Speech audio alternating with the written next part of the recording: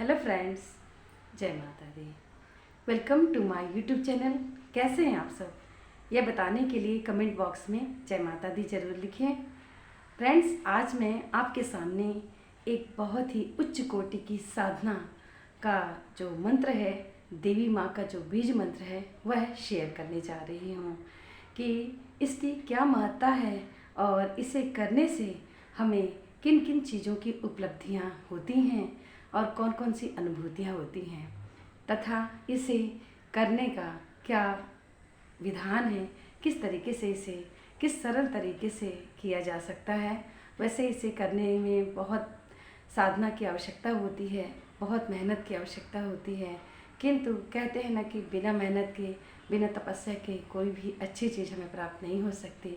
तो यह एक बहुत ही सर्वश्रेष्ठ साधनाओं में से एक साधना है, नवाण मंत्र। और इनका प्रयास करने से, साधना करने से हमें वो चीज़ मिलती है जो हम सोच भी नहीं सकते हैं।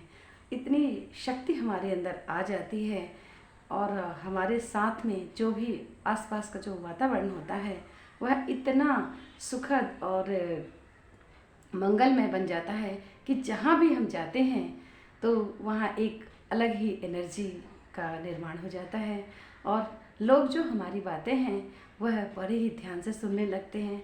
उन्हें हमारी बातें मतलब जो हैं, जो भी हम कहते हैं तो वह बिल्कुल सही लगती हैं, क्योंकि वह अंदर से सही होती हैं। और जब कोई भी चीज़ आंतरिक रूप से शुद्ध होती है, और जैसे कि हमारा जो अंतःकरण है, हमारा जो हृदय है पवित्र है, शुद्ध है, और उस शुद्ध मन से हम जो भी बात कहते हैं किसी के लिए भी, तो वह निश्चित रूप से माता की कृपा के कारण से वह पूरी होती है। तो बहुत सारी चीज़ें हैं, मैं अभी आपको आगे वीडियो में बताऊंगी। तो इस मंत्र का, ये जो बीज मंत्र है, देवी जी का अति प्रिय और बिल्कुल सर्वश्रेष्ठ मंत्र है, वह मैं आपको बताती हूँ। यह है ओम दुम दुर्गायै नमः। ओम दुम दुर्गायै नमः। ओम दुम दुर्गायै नमः। ये मंत्र है और इसे किस तरह से करना है मैं आपको बताती हूँ। इसे करने के लिए फ्रेंड्स हमें एक अच्छी तिथि से शुरुआत करनी होती है। अच्छी तिथि का अर्थ है जो कि देवी माँ की तिथियाँ होती हैं।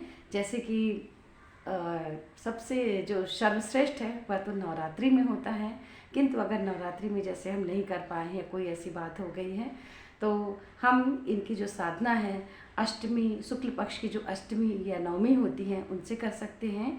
किसी भी माह की जो शुक्ल पक्ष की अष्टमी और नवमी होती हैं उसमें कर सकते हैं, या कि जब सूर्य ग्रहण या चंद्र ग्रहण का समय होता है उसमें से शुरू कर सकते हैं, या कि अमावस्या यानी कि दिवाली, जो दिवाली वाली अमावस्या होती है उस रात्रि से भी हम शुरू कर सकते हैं। और नवरात्रि तो मान लीजिए कि वरदान ही है। इसमें जो देवी माँ की कोई भी तपस्या शुरुआत की जाती है, कोई भी साधना शुरू की जाती है, तो वह तो सिद्ध होके ही रहती है। और वैसे भी जो ये देवी माँ की तिथियाँ मैंने आपको बताई हैं, इनमें भी हम कर सकते हैं। और इसके अलावा अगर शुक्ल पक्ष का कोई भी शुक्रवार आता है तो उस शुक्रवार से भी हम देवी माँ की आराधना करना शुरू कर सकते हैं। तो करना कैसे है मैं आपको बताती हूँ।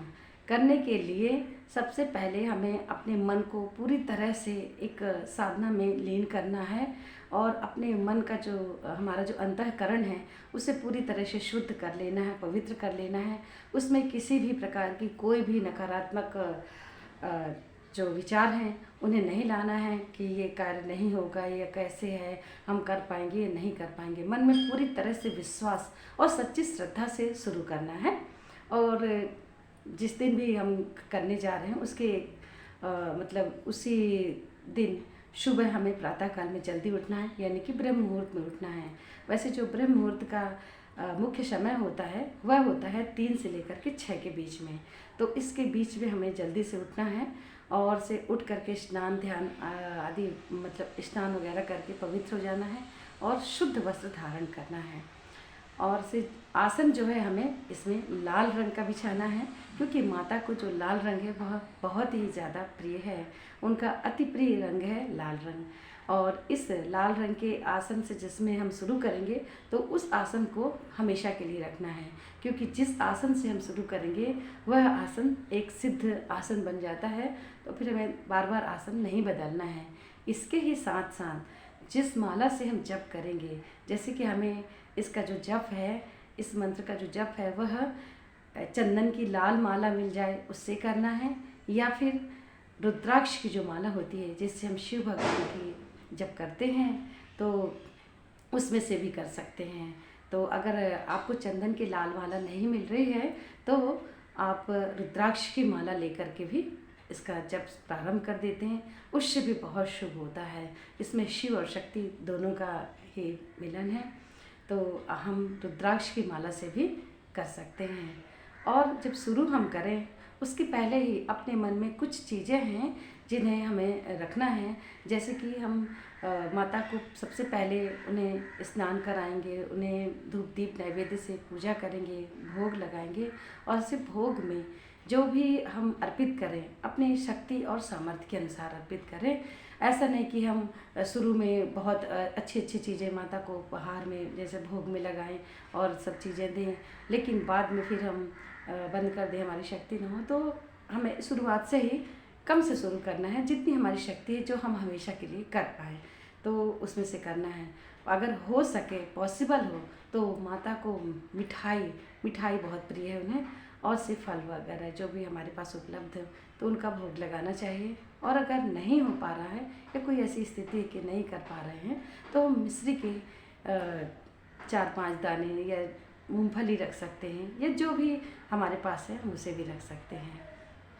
और फूल वगैरह सब जो तो पहले ही चढ़ा देना है।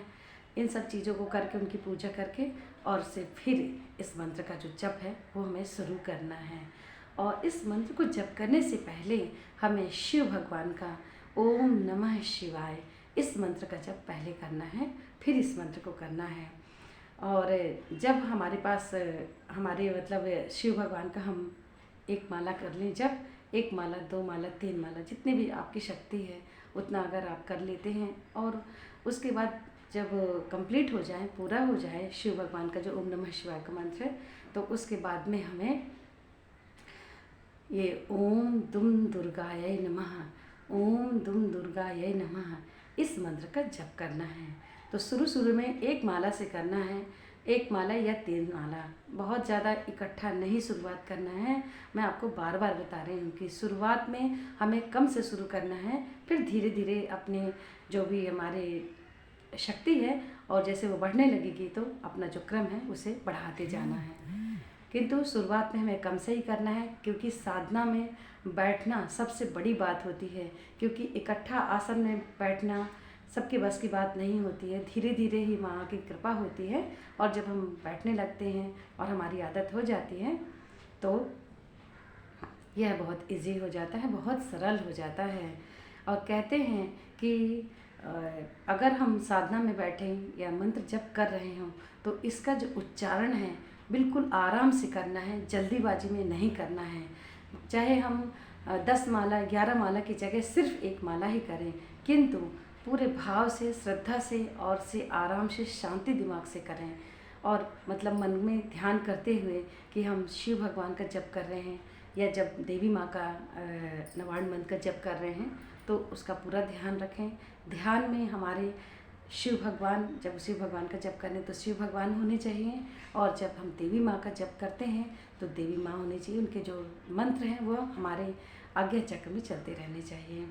तो इस तरह से बड़े ही मन लगाकर साधना से इसे करना है। और जब हम इस मंत्र को करें तो उस समय एक चीज़ और ध्यान रखना है कि हमें बीच में नहीं उठना है, बीच में बिल्कुल भी नहीं उठना है।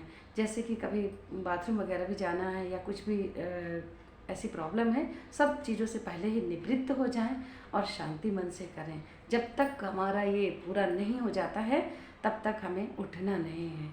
और से जैसे ही हमारे ये 108 नाम पूरे होते हैं, 1 माला का जब हमारा पूरा होता है तो जहाँ पर एक बना हुआ रहता है कि यहाँ पे हमारा कंप्लीट हो गया है, वहाँ तक ही करना है, उसे क्रॉस नहीं करना रहता है। तो इस तरह से जप करना है, और जप करने के बाद हमें इतनी शक्ति, इतनी ऊर्जा महसूस होगी कि जब आप करेंगे स्वयं आपको समझ में आ जाएगा। आपके साथ ऐसे ऐसे चमत्कार होने लगेंगे कि आपको खुद ही उसकी अनुभूति होगी। और कहते हैं कि जब हम पूरी साधना में लीन होकर के श्रद्धा भाव से करते हैं, स्वयं भगवान आते हैं। जिस भी देवी या देवता की हम साधना करते होते हैं, उनका जप मंत्रों का उच्चारण करते होते हैं तो वह स्वयं आते हैं। या फिर उनकी जो शक्तियाँ होती हैं, जैसे देवी माँ की करोड़ों योगिनियाँ हैं, यक्षिणियाँ हैं, वह सुनने के लिए आते हैं। तो वो लोग ज़रूर आते हैं, या कभी कभी माता स्वयं भी आती हैं। तो जब वो आती हैं तो इसका अनुभव हमें कैसे होता है, मैं वो आपके साथ शेयर कर रही हूँ। जब भी हम पूजा कर रहे हैं मन लगा करके एकदम श्रद्धा भाव से, उस समय जब अगर भगवान आते हैं, जिस समय भी आते हैं, हमें एक बहुत ही सुंदर सी, बहुत ही खुशबू और बहुत ही प्यारी सी सुगंध, एकदम भीनी भीनी मधुर मधुर सुगंध आने लगती है। अपने आप हमें ऐसा एहसास होने लगता है कि भगवान आ गए हैं। इतनी वो जो सुगंध इतनी मधुर और इतनी मीठी होती है कि हमारा जो तन मन है पूरी तरह से आनंद से भर जाता है। जब आप करेंगे तो आपको स्वयं से पता चलेगा कि किस तरह से अनुभव होता है। ये मैं अपने अनुभव आपको शेयर की हूँ। वैसे करना नहीं चाहिए, लेकिन मैं आपको इसलिए बता रही हूँ ताकि अगर आपके साथ ऐसा हो तो आप खुद ही समझ जाए कि निश्चित रूप से देवी माँ आपके घर में आई हुई हैं। तो यह थी एक जानकारी कि हमें नवाण मंत्र किस तरह से जप करना है, उसका तरीका क्या है और कैसे करना है। और फ्रेंड्स, आपको मैं एक बात और बता दूं कि इसका जो जप है हम शुरुआत में 7 दिनों से करें। 7 दिनों के बाद में फिर धीरे धीरे करके हम 11 दिन का करें, फिर 21 दिन का करें, फिर 41 दिन का करें।